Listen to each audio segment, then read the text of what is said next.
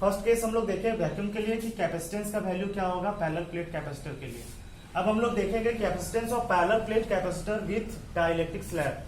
कहने का मतलब है जब पैरेलल प्लेट कैपेसिटर के बीच हम लोग डाइलेक्ट्रिक को इंसर्ट करेंगे तो उस समय कैपेसिटेंस का वैल्यू क्या होगा, डिक्रीज होगा या इंक्रीज होगा, या कैपेसिटेंस का वैल्यू सिंपली होगा क्या। तो हम लोग कंसिडर कर रहे हैं let Q be the charge on the capacitor, A area of each plate, यहां पे जो स्मॉल d है वो मेरा सेपरेशन बिटवीन प्लेट्स है,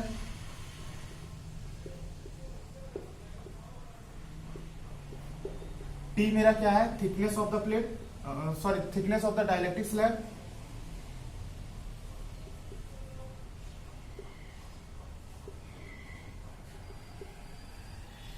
और D माइनस टी कहने का मतलब है जब प्लेट के बीच का जो डिफरेंस है स्मॉल d और थिकनेस है डाइलेक्ट्रिक स्लैब का स्मॉल t, तो जो ये गैप है उसका जो डिस्टेंस होगा वो कितना होगा, D माइनस टी। हम लोग क्या कर रहे हैं, डाइलेक्ट्रिक को इंसर्ट कर रहे हैं दो प्लेट के बीच, तो यहाँ पे इस डाइलेक्ट्रिक का जो मॉलिक्यूल होगा वो एक तरह का फोर्स महसूस करेंगे और यहाँ पे पोलराइजेशन होगा, जैसा कि हम लोग पिछला लेक्चर में स्टडी कर चुके हैं। और उस पोलराइजेशन के चलते डाइलेक्ट्रिक के एक फेस पे पॉजिटिव चार्ज और दूसरे फेस पे नेगेटिव चार्ज इंड्यूस हो जाता है। और जो नेट इलेक्ट्रिक फील्ड का वैल्यू हम लोग कैलकुलेट किए थे वो था E vector is equal to E not minus EP। हम लोग निकाल रहे हैं कैपेसिटेंस, तो कैपेसिटेंस इज इक्वल टू होता है C is equal to Q upon V। तो हमको कैलकुलेट करना होगा नेट पोटेंशियल सबसे पहले कि नेट पोटेंशियल का वैल्यू क्या होगा जब डाइलेक्ट्रिक को इंसर्ट करेंगे।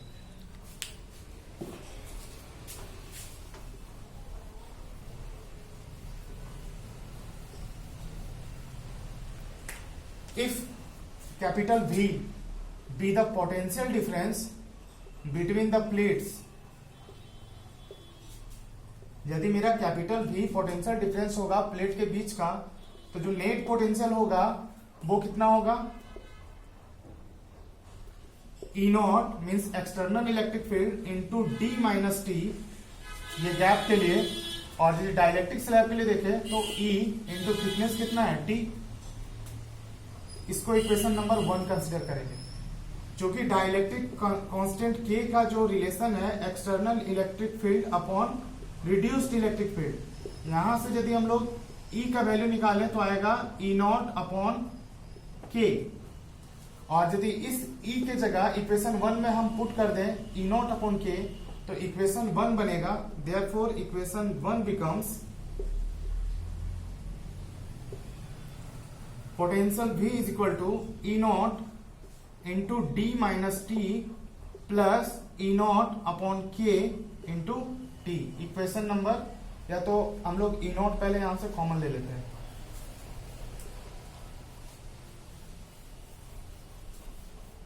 यहां से यदि E नॉट कॉमन लेंगे तो V is equal to E not into D minus T plus T upon K। Equation number 2। Also E not is equal to sigma upon epsilon not, और sigma का value हम लोग पढ़े हैं Q upon A, तो यहां पे value put करेंगे तो आएगा Q upon A epsilon not. इसको इक्वेशन 3 कंसिडर करेंगे और इक्वेशन 3 से E नॉट का वैल्यू पुट करेंगे 2 में, तो जो फाइनल एक्सप्रेशन आएगा V का वो आएगा V is equal to Q upon A epsilon not into D minus T plus T upon K। Equation number 4।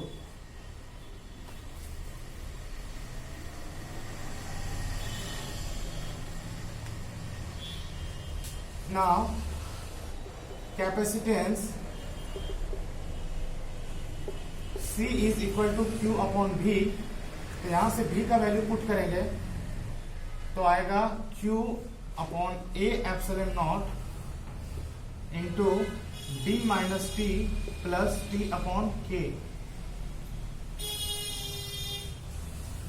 यहां से क्यू क्यू कैंसल हो जाएगा, तो फाइनल एक्सप्रेशन जो कैपेसिटेंस का आएगा वो आएगा C is equal to A epsilon not upon d minus T plus T upon K. Equation number 4। और ये मेरा क्या होगा, एक्सप्रेशन होगा कैपेसिटेंस का जब हम लोग डाइलेक्ट्रिक इंसर्ट करेंगे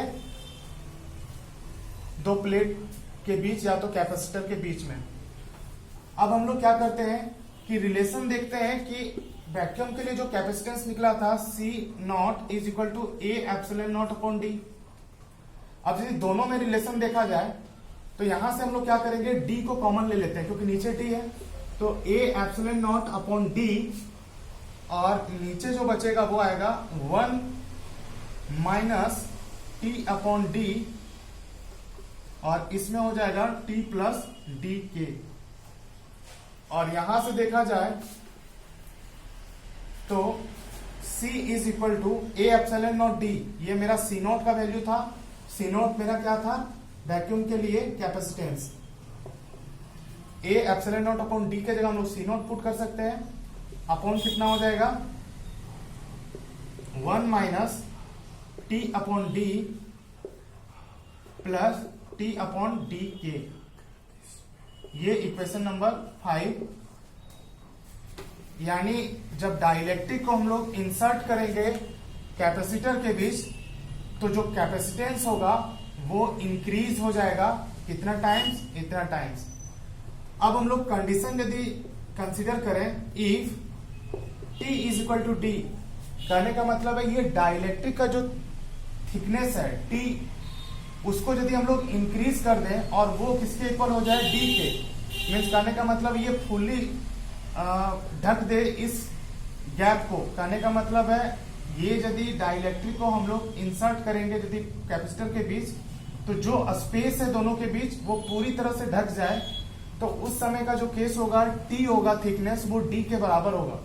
तो इक्वेशन 5 से हम लोग लिख सकते हैं C is equal to C not upon, यहां पे यदि T के जगह D पुट करते हैं तो डी टी कैंसिल हो जाएगा, यानी 0, यानी यहां पे कितना हो जाएगा 0 प्लस T और D दोनों कैंसिल हो जाएगा, तो यहां पे आ जाएगा 1 अपॉन K, और 1 अपॉन K आएगा तो यहां से लिख सकते हैं C is equal to K C not. यानी जब हम लोग डाइलेक्ट्रिक जिसका थिकनेस इस गैप के इक्वल होगा इंसर्ट करेंगे कैपेसिटर के बीच, तो उस समय जो कैपेसिटेंस होगा वो एयर में जो कैपेसिटेंस निकाले हैं उसके K टाइम्स हो जाएगा, मीन्स डाइलेक्ट्रिक कांस्टेंट के मल्टीपल के इक्वल होगा।